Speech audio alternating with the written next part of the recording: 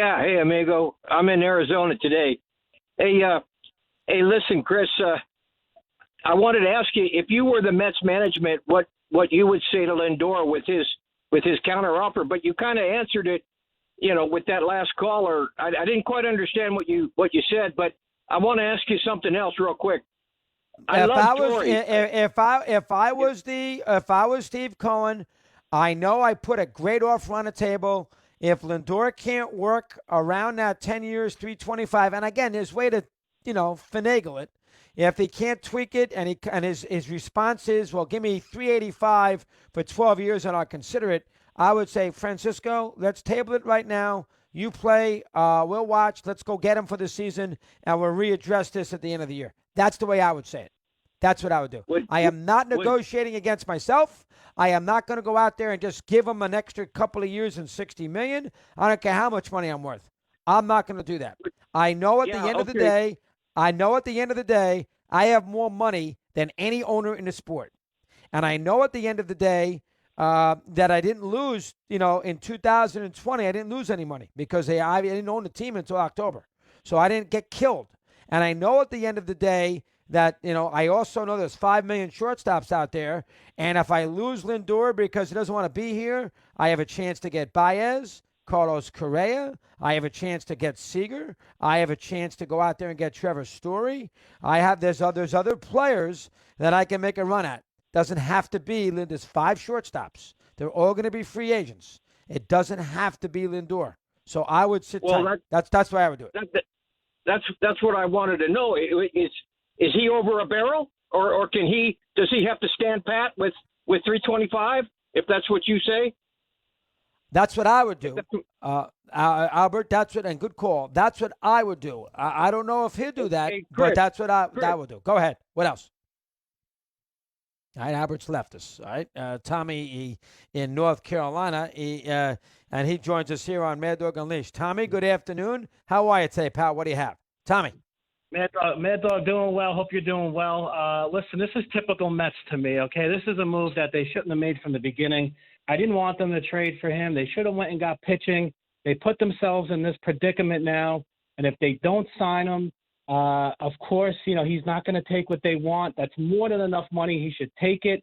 And to me, their backs are against the wall now because here's the thing. I mean, if you do sign him, who knows if he's going to play well in New York? He could be Carlos Baerga. Who knows? The Mets have had this problem before. Look at the Baerga thing. 27 years old, same age.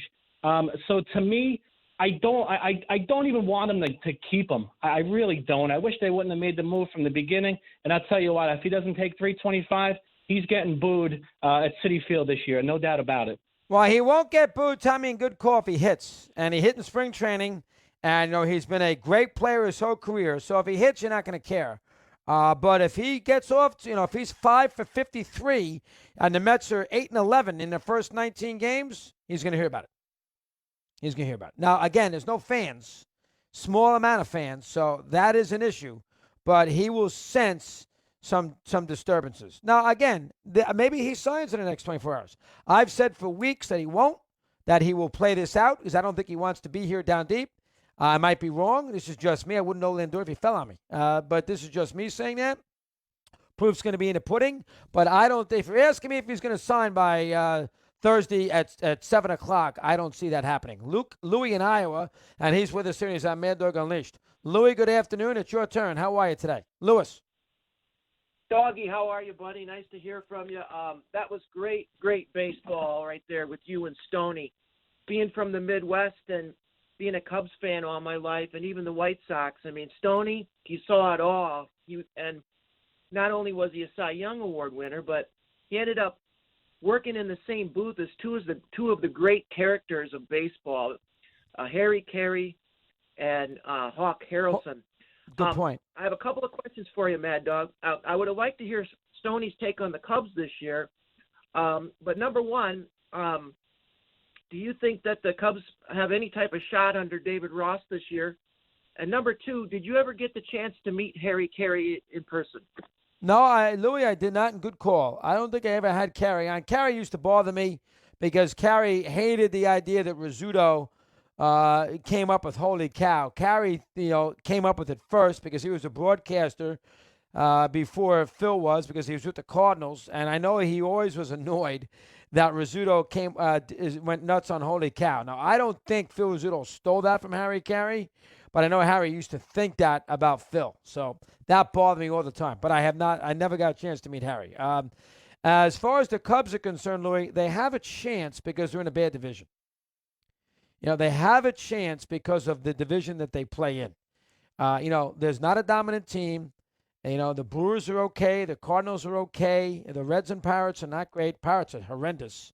So they have a chance. They have a pretty good offense, with Baez and Rizzo and Jock Peterson's had a great spring. And, of course, you're sitting there with Bryant, at least for the first half of the year. They got a good offensive team.